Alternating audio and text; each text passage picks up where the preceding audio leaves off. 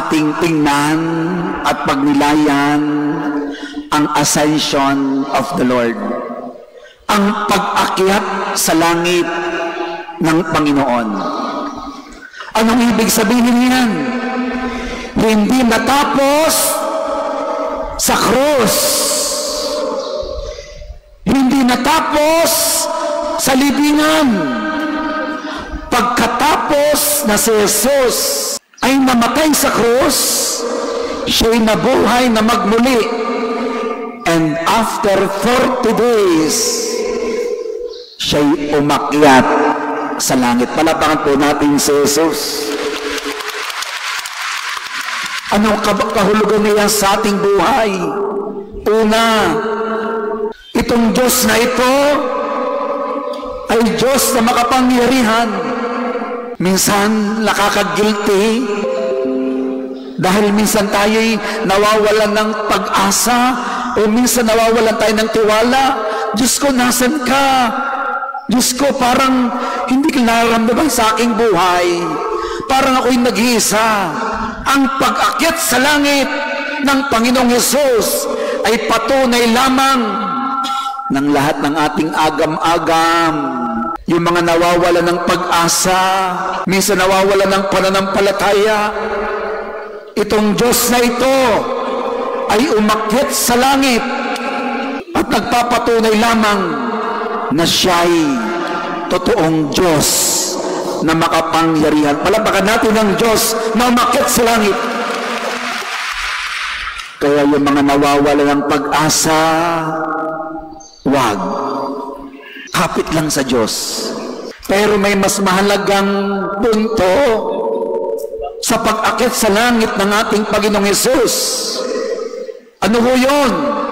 We are reminded of the reality of heaven. Totoong may langit. We must focus our minds and hearts to the heavenly things. Oo, ang dami nating iniisip sa mundong ito. Hindi po yan masama. Parte ng buhay natin dahil narito tayo sa lupa. Pero wag na wag nating kalilimutan, may langit. At mas mahalaga ang makarating sa langit. Lahat ng ito'y panandalian lamang. Ang mga bagay dito sa lupa, lahat panandalian. Kasikatan, maya-maya, laos ka na. Kayamanan, maya-maya, wala na yan sa'yo. Minamahal kong mga kapatid, walang permanente sa buhay na ito. Lahat panandalian lamang. Kung anong meron ka ngayon, bukas makalawa, wala na yan sa iyo. Kaya kung ano man ang ating pinag-iisipan, pinagpaplanuhan, sige, magplano dito tayo sa lupa. Pero wag nating kalilimutan to raise our minds and our hearts to the heavenly things. We are in this world, but not of this world. We are here, but we belong to God. Dadaan lang tayo sa mundong ito. Lumalakad lang tayo sa mundong ito. Pero ang ating hantungan, langit, paraiso, buhay na walang hanggan. Kaya ito yung wag na wag nating kalilimutan. We gaze our minds and our hearts to the heavenly things. May langit. Palapakan natin ng langit na ating hantungan. Paano tayo makakarating sa langit? Kung lahat pala'y panandalian, paano tayo makakarating sa langit? Mag-impok ng kayamanan sa langit. Paano? Ang patuloy na pag-ibig, ang patuloy na pagmamalasakit, ang kabaitan natin sa kapwa, ang ating pagiging mabuti. Tingnan natin, pag ako kaya'y namatay ngayon, saan ako dadalhin ng anghel ng Diyos? Sa langit o impyerno? At sino ang makakarating sa langit? Sino? Napakahirap pong sagutin.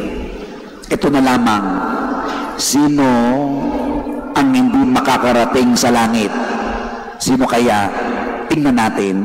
Ang hindi makakarating sa langit, yung maraming kasalanang mortal, na hindi man lamang nagsisisi, hindi humingi ng tawad sa Diyos.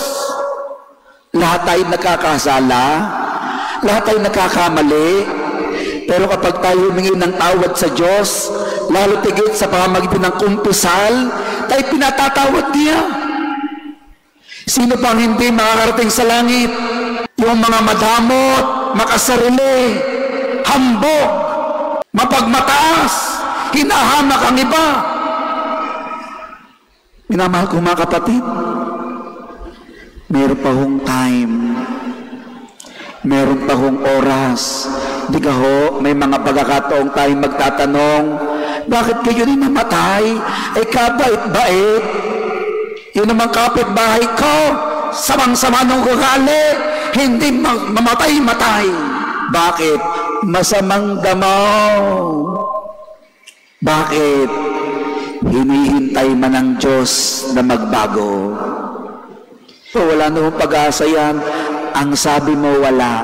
Wala na siguro akong pag-asa. Akala mo lamang wala, pero sa Diyos, lahat may pagbabago. Kahit sino mang tao, makasalanan, pag nagbago sa grasya at awa ng Poong May Kapal, pwede.